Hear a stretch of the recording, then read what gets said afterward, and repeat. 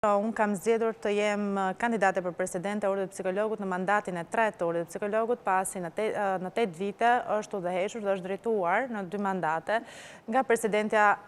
Treska. Ndërkohësh mendosh në këto zgjedhje kam hyrë me ide të qarta për të kandiduar,